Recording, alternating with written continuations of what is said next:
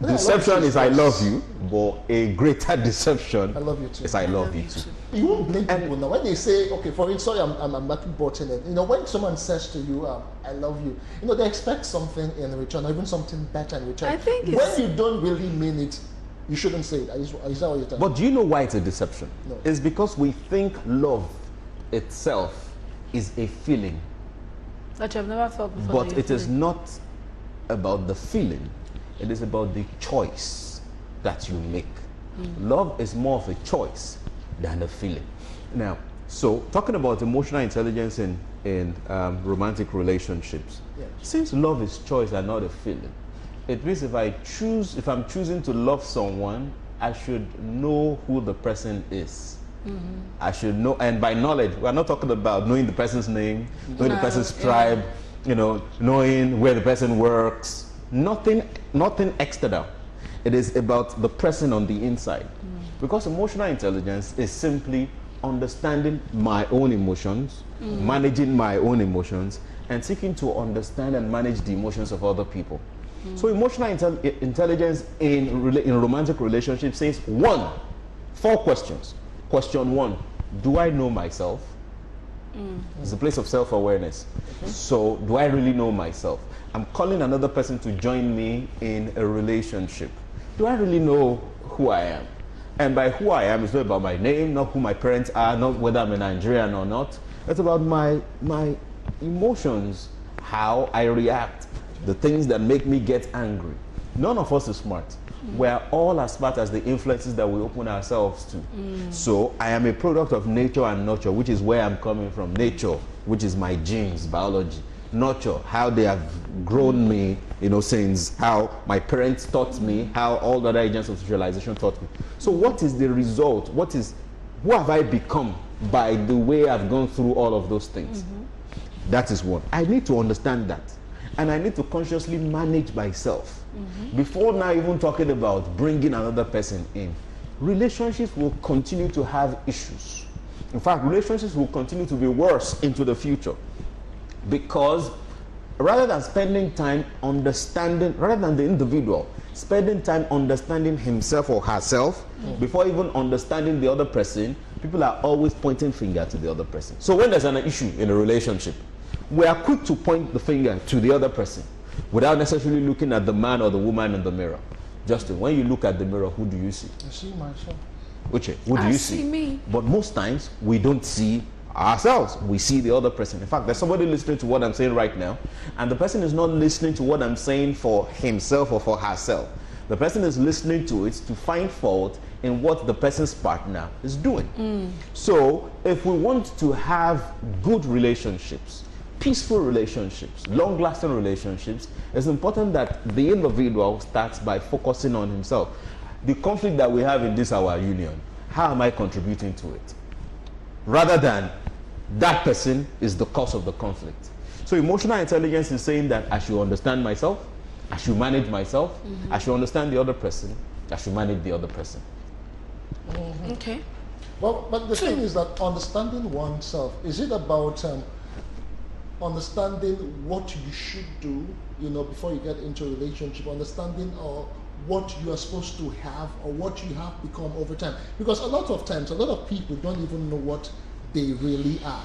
They tend to believe in what they feel they should be. You know, most times they are living in denial just because of, you know, what people have said or, you know, life itself. So exactly how do you discover yourself? Excellent. It's about opening up yourself to proven information. So the internet is a wash of different kinds of information. And people who don't even know anything will contribute to say something. Some of them will copy one quote somewhere and start to say. Some of them will start to share what they call their opinion, where they are supposed to shut up and learn. So one of the ways to discover myself is to open up myself to proven information. And it's in the pages of books. It's also on the internet. I can make a recommendation. There's a book by a gentleman called Tim LaHaye. He wrote that book over 20 years ago. The title of the book is The Spirit-Controlled Temperament. Yes. It talks about temperament. It talks about sanguine, choleric, melancholy, and phlegmatic. Right? He says that there are 4 kinds of people. In the 4 of them, he talked about the unique strengths, and he talked about the areas of improvement. So when you read a book like that, you would see that, oh, this is how I behave in this situation. It means maybe I have a combination of this, that, and that. And it doesn't only talk about the strengths and the area and the weaknesses, according to him. Weaknesses, I don't believe in weaknesses, by the way. He talked about the strength and the weaknesses. He also talked about how to now improve on those weaknesses. You see, because effective relationship starts with the individuals in the relationship. So when you're a choleric, for example, or you're a phlegmatic and the two of you come together, how do we still manage each other based on what we know? But most times we don't think about that. We just say, oh, I like him. And most times the people we claim that we love are based on our preferences.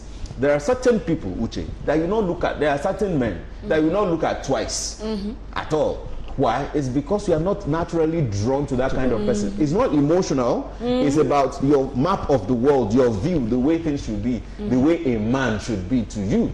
So this man, this male species, doesn't look like that man. And because of that, no matter what the guy says, you cannot say you like him, let alone say you love him, let alone attempt a chemistry. Chemistry doesn't just happen. Chemistry happens because the mind is open to accepting the person. The same way, Justin. True. As you are, there are some ladies, no matter how the person looks, you will not be naturally drawn to the person. It is because of your preferences. There are some people, no matter, yes. So there are physical. There's the physical bit of it. Why are you looking like that? It's not a sin. That, no, it's good. No, why is the specs? No, it's not a sin. So you have specs. Let's say for a man, for example, you want her to look in a particular way. A particular height is your preference, the body shape is your preference, the different statistics as well is your preference. It's not right or wrong. But what we're saying is that while you can attract that body, you are drawn to that body and you say you love that body is not the person. The person is actually inside. That is why you find people who are looking drop dead gorgeous, but they are the rudest person in this world. Yes. Now, you may not be able to cope with that rudeness and even know the source of the rudeness. For some of them, the person is rude because the person thinks the world revolves around him or her. Somebody did in the song, "World revolves around your bum bum." Anyway, so that is why some are like that. But what we are saying with emotional intelligence is that I need to first know me. Based on what I know about me, manage me. Then know who this other person is. And then manage the other person for effective relationship. Anybody can like anybody. Anybody can be in love with anybody. In fact, anybody can have sex with anybody. And ladies, let me say this. The fact that the gentleman shows up and is looking like some part of his body is responding to you does not mean that response is uniquely for you. He would have responded like that, not his choice anyway, it is biology. He would have responded like that when it's with any lady that he likes that probably looks like you. So it's not unique to you, which is that we have those choices to make, but we need to seek to understand, manage ourselves and our partners. I see. Bella, I'm going to go and ask the same question what you mentioned when you started, the deception and the greater deception. I love you too. Someone says I love you just because they feel they do love you. What do you do? What do you respond to, even if you might really like the person so much and you don't want to hurt your feelings? What do you do in return? There's a phrase, simple. Thank you. You're looking for trouble. But I think you'd rather be truthful. Because you need to be mature with the way you deal with these things. You don't want to make a commitment on falsehood. Because you know in your heart, and especially if you're a good person, and by being a good person, I mean you are the kind of person that you want to make sure you deliver on your promise. Right? You are not part of the people that will that will over-promise and under-deliver. So you want to be careful.